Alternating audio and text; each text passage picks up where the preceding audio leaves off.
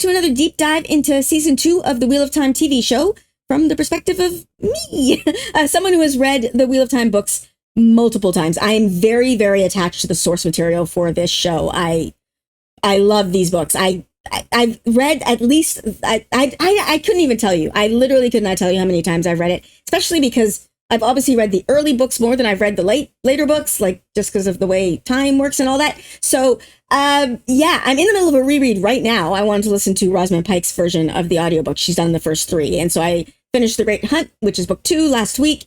And I'm in the middle of The Dragon Reborn right now. I'm almost finished it.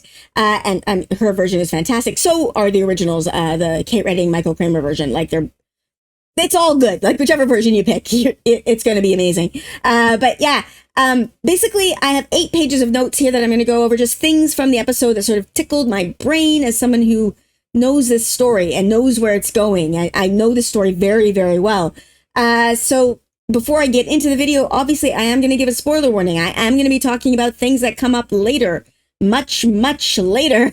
So if you do not want the story spoiled for you, and you don't, it's a good story. There's a reason why this fan base is so dedicated. There's a reason why we love rereading it. It's a very, very good story. So please do not spoil yourself. Don't watch this video if you don't want spoilers. So yeah, that's it. But before we get into the video, I am going to continue to encourage you to support the WGA and SAG-AFTRA. If you can, please consider donating to the SAG-AFTRA Foundation or the Entertainment Community Fund. Both I have links in the description below. These organizations help support the writers and the actors and other industry professionals who are not able to work right now because filming is largely shut down. And of course, there's a strike. So yeah, like I said, links are in the description. If you have the means, please consider donating. And let's get into this. Let's be nerdy with Let's Be Nerdy. Let's be nerdy with Let's Be Nerdy. Okay, so we begin with Rand having a terrifying dream, and then there's Ishii there, and then he wakes up and he's in bed, or well, he's thinking here, but Lanfear or Selene is in bed. Now, Ishii being in the dream makes me think that Ishii is doing the dreams, because in the books, it's Ishii who gives him like these terrifying dreams and Lanfear gives him like the sexy dreams. So because Ishii is in the dream, I'm inclined to think that the dream is Ishii's doing. But I do wonder if like in the books, Ishii and Lanfear are going to be working together in some sort of uneasy alliance. We do know, like at least from the released scene I saw, which got taken down from my channel, but the released scene of Ishii's channeling, that Ishii's the one who woke Lanfear up. So I would imagine that that's actually the case. I said this when I saw the released clip of Rand and Selene here, but I really enjoy this change. This is a change from the books. In the books, Rand just has a crush on a pretty lady who seems worldly and wise. But in the show, they have a relationship. And I know that there are complaints from people about how the Emmonsfield Five aren't as innocent as they are in the books. And I understand those complaints, actually. There is something to a story about naive, innocent, ultimately good-hearted kids going out and learning about the world and saving the world while keeping some of their innocence and naivety intact. It's a sweet story, and I do enjoy it in the books. But I don't think that's possible in the show for a couple of reasons. Number one, and most practical, the cast. The cast are real humans. They are not written characters on a page who will stay the same age between seasons. There is no way to maintain that wide-eyed teenage innocence when you have a cast of humans who are going to get older. It's one of the issues that I see happening in, for example, Stranger Things right now. But another reason is stuff like this. This is an obvious and easy way to maintain the bones of the story while adding heightened and realistic stakes. Rand in the books, like I said, he just has a crush on a pretty lady. Rand in the show has actual feelings for this lady. When this lady turns out to be one of the most evil beings in the world who literally set Satan free, that's gonna hurt him way more than it did in the books. In the books, he's shocked. This is gonna crush him. He's gonna have serious trust issues, which is something that does happen in the books, but this is gonna make it so much more difficult for him to get over, because his trust issues are going to have a foundation in something very real that happened to him. It's not just his creeping madness coming in. Also, I literally just had this sentence go through my head. Don't put your dick in crazy. And yeah, Rand, come on. Ugh. Buzzcut Rand. I actually like this change, and it kind of cracks me up to see it because it's something I never thought of, and it makes so much sense. Rand is trying to hide, like in book 3, at least he's trying to hide, and in like when he goes to where is it, Farmatting, he's trying to hide, and like he has red hair. Red hair is incredibly rare unless you are in the Waste. It's a thing that people comment on all the time, so it would make perfect sense for him to cut it. Like he's walking around with something on his head that says, look at me, something about me is different, look at me. Book Rand, cut your hair. It makes so much sense. Actually, okay, I get book 3 Rand not actually thinking of this, because book 3 Rand is like post-demise Wells levels of mad. So okay, book 3 Rand, no. But like there are other times where you're trying to hide Rand, just come on. I love this switch, like this obvious transition that you go to from the Foregate into Kyrian proper. There's no real thoughts on this other than this just made me happy. Like as someone who has read the books, I mean, even if you haven't, it's a good transition, but you see it like there's a change in architecture, a change in clothing. It's obvious and it's great. In this scene here, there's voices in the soundtrack. I'm not playing them now, but I'm wondering if like that's diegetic sound. Like I think that's the proper term where we're hearing what Rand is supposed to be hearing here, because it's saying things like kill, kill, kill. So I'm wondering if it's not just supposed to be the soundtrack, because the creeping madness is coming. I really like Rand working in this mental health facility. This is interesting. It is a very, very obvious change from the books, right? Like in the books, Rand is with Perrin and Ingtar and Matt, incidentally, on the hunt for the horn. Now, Matt not being on the hunt for the horn, we know, like, I don't know what they would have done with it, but that it makes sense because Matt, like, they had to do something because we lost Barney in the first season. Lot lost, but like Barney didn't return to the cast who's playing the actor playing Matt. So they had to do something there. But Rand is with the hunt for the horn in the book. So this is obviously a big difference. But he gets separated from the hunt via the portal stones and he meets Selene. So this change is actually less of a change than I think it feels on the surface.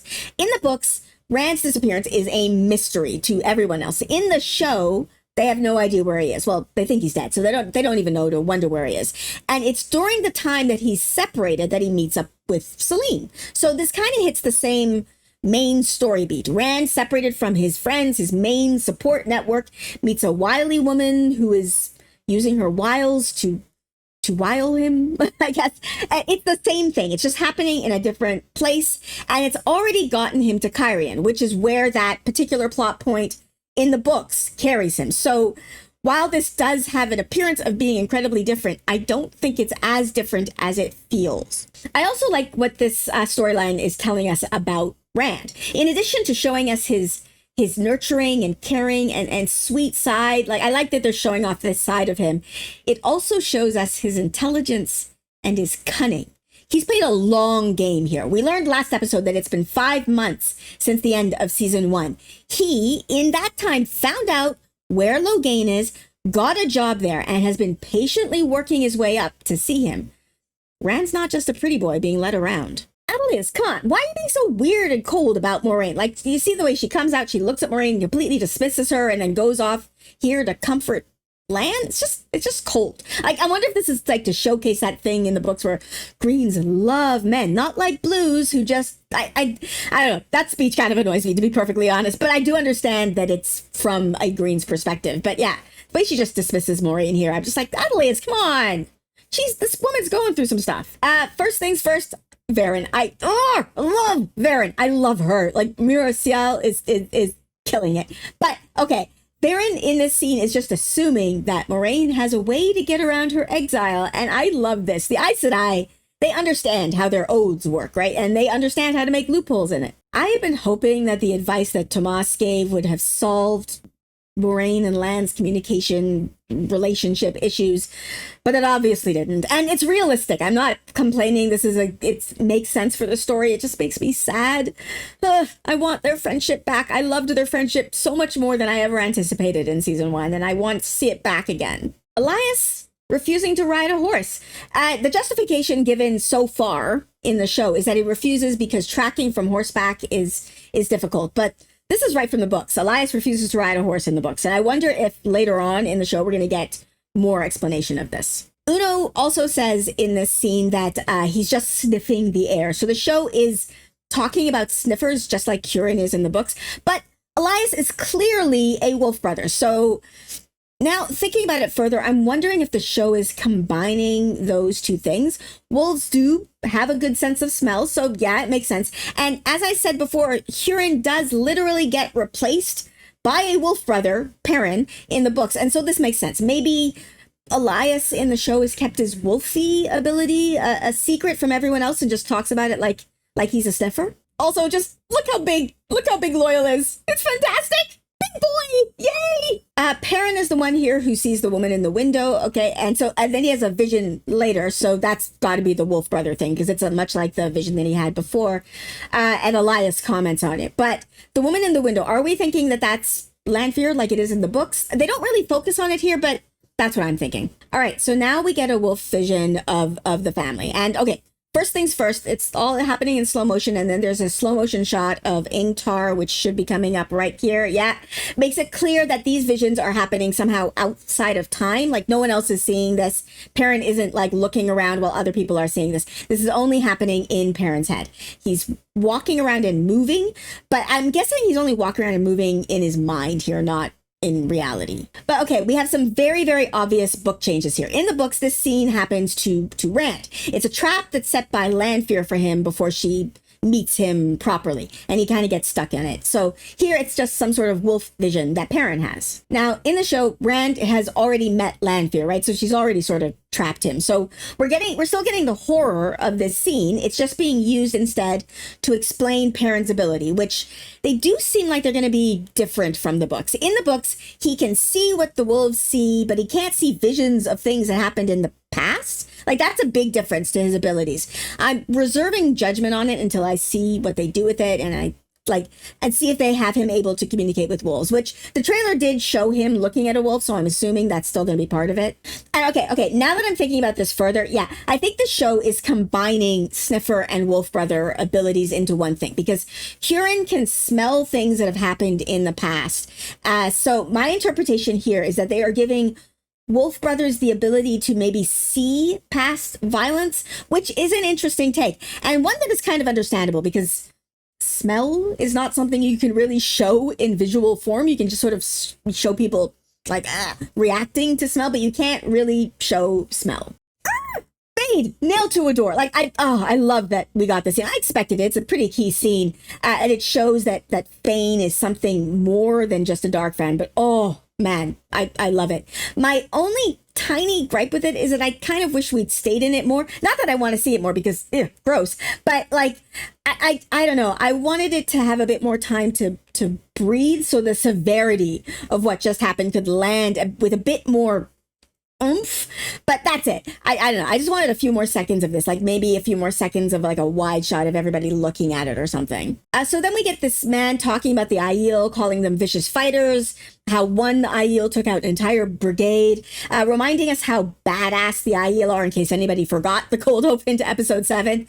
We also get that this man has been teaching Rand the sword, which I picked up on, obviously, because this is something we are kind of missing in the show, like Rand's sword training. So it's happening, but it's been happening off screen. And I do personally think that they are going to need to show us something of this, because telling is not as good as showing. And also, this Blade Master looks frail and weak. And so I need to see Rand being good at the sword to believe that he's good at the sword, you know? And one way to do that is to show us his training. I'm still holding out for some Rand and Lan training sessions. We know Moraine is coming to Kyrian. She's mentioned it, like Rosamund Pike has mentioned it in interviews and stuff. So I imagine Lan will be with her at that point, and then maybe we'll get a practice session.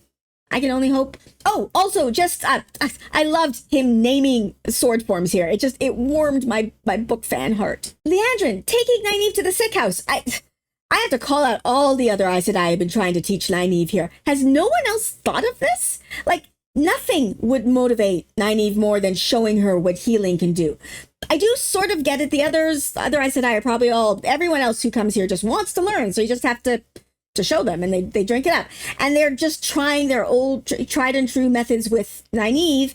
And yes, she wants to learn, but she's not going to show them that because she can't get past her block, and she's feeling deep shame about that. What Liandrin does here is get past Nynaeve's shame to her motivations. Both times, actually. The first time she just sort of enrages Nynaeve, so Nynaeve's motivation at that point is just basically, back off, bitch! But here, her motivation is healing. Now, Nynaeve is not angry, so she can't do it here, but Liandrin has shown her something that she wants. And again, how did none of the other Aes Sedai think of this? Okay, I say that, and yet it feels true to the books, because in the books, the Aes Sedai are very, very stuck in their ways. They do things the way they've always been done, because that's how they've always been done. Liandrin, apparently, here is trying something new. And here we get the healing that Nynaeve observes, and I'm wondering if Nynaeve can see the weaves here. I'm like, and this is truly just me wondering, because I have no idea.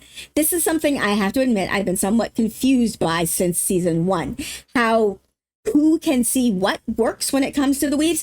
In the books, when Nynaeve is blocked, she can't even see the weaves. There are scenes where she's trying to make herself angry. There's one where I think she asks Elayne to kick her in the ankle so that she can get angry, so that she can learn something.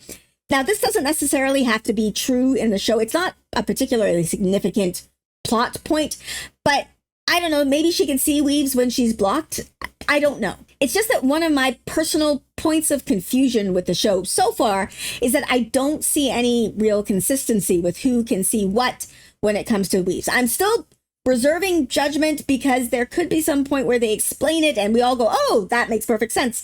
But for now, I'm just sort of shrugging my shoulders, which is something I wish I could make my avatar do. Turns out I can't. I loved Liandrin's explanation of the Ajas. I think she only does like the yellows and the grays and the browns, and of course the reds here. But I really found her explanation of the red really interesting. But I can't imagine that Liandrin thinks that she can convince Nynaeve to choose the red. Like, she brought her to the yellows because she knew that would be a key for her. So I don't know, her justification of joining red and feeling that she can heal problems before they start makes sense to me. I've griped about this quite a bit. I think the Reds get like unjustly hated in the narrative of the books because they have such a necessary job until, certain events. But does she actually think that she can lure Nynaeve away from her natural inclination towards healing? And here we get Liandrin explaining something that I think this is the first mention of in the show, that the Aes Sedai live for hundreds of years. And of course, this is very important. It's key to events that happen later on in this episode because of various consequences. But okay, good. This has been explained now. Cool. Okay, this is the Matt that I know and love from the books. This is him. Like, Donal is him. I'm curious if anyone who's watching this video was at New York Comic Con. Is this the scene they showed? Because this is a good scene. Again, this is obviously very, very different from the books. Matt is on the hunt for the horn at this time in the books, but he does spend some time in book 3 trapped in the tower. So, okay, this could be bringing some of that book 3 stuff in. And I think this is kind of an ingenious way to bring in like what happened in the real world, having to compensate for a cast member, like changing cast members in with the story. It works really, really well. I do have to say, I'm unclear if at this point Matt is fully separated from the dagger in the show. Like, he doesn't seem to be affected by the dagger here, so probably this might just be my book brain, like going, but no, he needs further healing. I don't know, but there was also some stuff in season 1, like they heavily implied in season 1 that he was dark. It's like even like some of the shots that they showed, like that obvious cut-in shot in episode 7 with him, like very, or was it episode 8 with him like very, very looking very dark and ominous, like a Sith Lord going into Tarvalon. So I don't know. Also, he has to somehow get his luck powers, right? And okay, I'm going to be completely upfront here. I'm not entirely sure how his luck powers happen in the books. It might be something that happened as a result of the dagger, or Lanfear did it to him, or maybe the healing. I don't know. It is implied in the books that he was somehow always lucky. Like when he's stuck in Tarvalon and he's trying to think of how to get out, one of the things he thinks is, oh, I've got my dice. I'll surely be able to make enough money, because he knows that he wins more than he loses. But obviously this gets heightened after this point in the story. And the show is doing a good job, I think, of heightening the transition from unlucky to lucky. But anyway, I don't know. I'm just curious to know if there's going to be more with the dagger and more to show something that happens that changes his luck. I loved Elayne's introduction. Kira Coveney is perfect. She just completely is Elayne here. I don't really have much to say. This is just, it's different from how she meets Egwene in the books, obviously, but the characters feel the same. Elayne feels like Elayne, and Egwene feels like Egwene, and neither of them do that thing where they giggle and go, hee hee hee, let's be friends, like in the books, which I am happy about because that scene always causes a full body cringe whenever I read it. Now, this scene has another small change from the books, but it works with establishing Elayne's character because in the books, the novice quarters are quite tiny, but here they are rather big. So this shows, when we get Egwene looking around being like, what? After Elayne comments how tiny they are. I don't know. It shows the difference in these two characters' life experience and, what they expect from the world. So I liked it. Some of the greatest pairings in the history of the world were formed between novices in adjacent rooms. Cadsuane, Maladrin, and Eleanor Katab met just like this. That's it. Just, they mentioned Cadsuane. I am excited and terrified and nervous and upset, but also Cadsuane. This is such an interesting scene to me because I find Alanna to be such a contradiction. She asks in the scene why Sheriam's warder isn't a part of this conversation, implying that she believes a warder's opinion is important. Her warders are talking and giving their thoughts on Nynaeve's training in this scene. Sheriam, of course, disagrees. Sheriam thinks this is a discussion for sisters, not warders, according to her. And to be honest, when discussing training of use of the One Power, I do think the Aes Sedai are more informed than warders, so, they are Aes Sedai. They do use the One Power. But then in the scene, we get Alanna having Ivan hand her a drink without even looking, and it's such a decadent, serve me moment that kind of contradicts her. The warder's opinion should be valued in this conversation, and I'm fascinated by it. When I say Alanna is a contradiction, I'm not meaning that in a bad way. Humans are constantly contradictory, and her contradictions weirdly make sense to me in a way. She's a very sensual person, and I don't just mean that to talk about sex, although for her that is definitely a part of it. She likes pleasure. She likes all the pleasure. And so, yeah, she wants a snack. She gets a snack from her snack orders. But also, as it says in the books, she's a green. She loves men. She wants them to be a part of this. Probably wants them to be a bigger part of it than they are capable of being because they cannot channel, and so they don't fully understand. They can't fully understand. It's not a matter of their having any lack as people. They just can't fully understand the immensity and the risk and everything involved with the One Power, but she does try to involve them in things that maybe they shouldn't be. I don't know.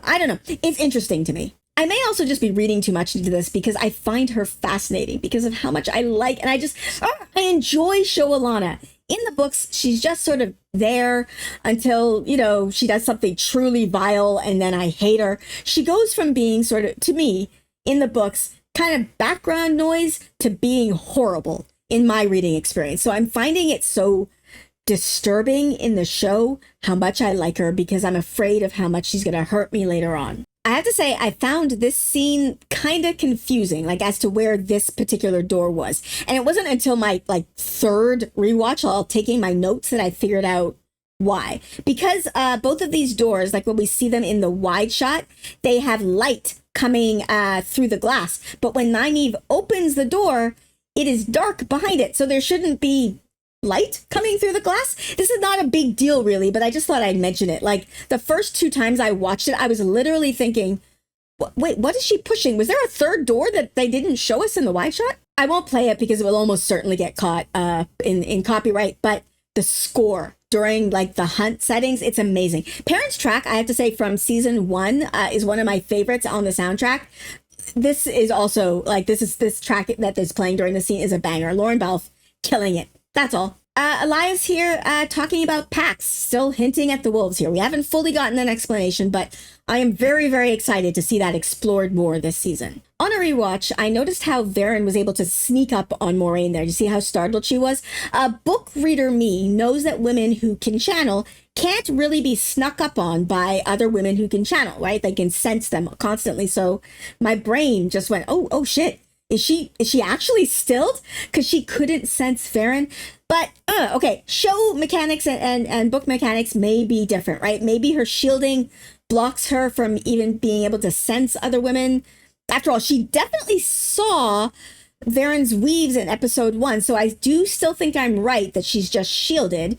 She could just be preoccupied, thinking about, like, Swan in the tower. That's her girlfriend over there, and Verin just interrupted her thoughts. Verin here knows that the dragon is a man. Moraine was not sure in season 1. Now, I know that was a change that seemed to upset a lot of people, like, oh, the dragon has to be a man, blah, blah, blah. People were really, really upset about this, but I don't know. I think it was a smart change because, it's just a smart change for the show. It's kind of updates it and makes it more of a mystery for people watching.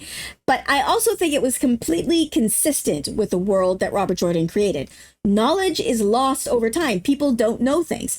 It makes sense also to me that Verin, a Brown, who is literally, as she says in this particular scene, writing a history of the world since the breaking, so yeah, she's obviously taking Van Dien's place, she would have more certainty and knowledge about the dragon than Moraine. So in fact, actually, I would assume that's why Moraine went to visit her. Moraine thinking about killing Verin in this moment straight from the books, although it's more overt here, I think, than it is in the books. I do love what Miraciel is doing with Verin here. She's not quite as flighty as she was in the books. Actually, she's not really flighty at all. She's way more down to earth. So I'm really enjoying her. I like flighty Verin in the books, but I do feel like flighty Verin might distract from the story being told. So we, in the show, just have canny Verin, because her flightiness in the books was mostly used to hide her cunning. Prophecies that speak of Toman Head, of battles in the sky, of a sword of flame and the branded hand that wields it. I will find them. Oh my God! If you're a book fan, didn't this just make you squee, at least internally, because are we getting all that? Are we getting a battle in the sky? Trolloc puppets in the street. Again, this is something straight out of the books. Now, I will say, these puppets don't really quite look like the real Trollocs, so I'm personally doubting we'll get the real Trollocs pretending to be puppets thing, but still, I was really, really happy to see this. And okay, so we still have corporal punishment in the White Tower, but it is not spanking. It's a switch specifically on the shoulders. Oh, and can I just say a full-throated from the bottom of my heart, thank you. Also, yay, seeing Elayne's strength of character here, willing to take the punishment instead of whoever it was that allowed her to bring in all of her stuff. Go, Elayne. And here I have to eat crow. I went full in on this scene being Leandrin leading the girls to the Waygate, but no, this is her going to see the man in North Harbor. So I'm glad I did not place any bets on this. Question, is a defining characteristic of show Nynaeve going to be her creepily watching people and then trying and failing to be sneaky about it? I'm not complaining, it's just funny to me. She keeps doing this. This scene is just heartbreaking. I talked about this a lot in my reaction video to this episode, but truly, this is something that just doesn't get talked about enough in the fandom. How long the Aes Sedai live. The Aes Sedai are condemned in the books and in the fandom for pulling away from the world, for isolating themselves, for literally living in an ivory tower. But this is why. Everyone they know and love grows old and dies. It's painful. 3,000 years has taught them that the best way to protect themselves is to not engage and get attached. Like, I feel like RJ deliberately showed the Black Tower having families, like with wives and children, as an attempt to show a better way. Maybe I'm wrong, but it felt that way. Like it was him going, look, these men still care about the world. They're still attached. They're still living in the world. And I wanted to say, like, even the first time I read that, like, give these men a couple of 100 years when they have outlived their wives and their children and see if you still see children playing in the grounds of the Black Tower. Give them 3,000 years of this and you'll see them doing the same thing as the White Tower, I'm sure. So Min and Matt are together and I am here for this pairing. This, again, Very, very different from the books. Min in the books goes with Egwene, Elayne, and Nynaeve when they go to Falma in book 2. And then in book 3, well, she isn't really in book 3 except for at the beginning. I presume in book 3, she's mostly just on the road to Tarvalon. I'm trying to predict where the story is going to go based off my book knowledge here. And I personally believe, my opinion, is that this season is going to end with the battle in Falma, which is book 2, with some elements from book 3 brought in. But I think mostly book 2, because book 2 and book 3 largely have the same story. Like, they're different, but they're like mostly like it's party separated, party gets back together, big issue fight. That's it, right? So it makes sense to focus on one of them. And book 2, in my opinion, is more of an interesting story. So if I'm right and we're going to Falma, Matt kind of has to be there because he's kind of key to things that happen in Falma. And in book 2, Min is already in Falma. So my guess is that they are using this like connection here to somehow get Min and Matt on their way to Falma. This story that they tell here pretty much right out of New Spring, the prequel, which was just a delight. No real insight, really. It's just nice to see things like that brought in. Oh, well, except for the mention of Malkir's gross predatory mating practices. Seriously, I memory hold that part of the story every single time. I memory hold it from this episode until I did a rewatch. Lan was freaking 15 in the books when that grown woman, I can't even say it. It's gross. Malkir had some issues. Not everything from Malkir needs to be saved from the blend. This vision that Min has of Matt stabbing Rand with what I'm presuming to be the dagger? I don't know. It does not happen in the books at all. So my guess, and I'm reaching here because I truly didn't think we would get Flicker, but I feel like this has to be from a Flicker scene because aside from that, I literally have no idea. No other guesses. Do you? Sneaky Celine here. She says something like, when I'm with you, I can pretend you're him. Lady, you have come 3,000 years into the future to nab the reincarnated soul of the man who dumped you. You're just, I hate this, but I love it. But I hate it, but I love it. I love it because it's so juicy. The stakes are so high.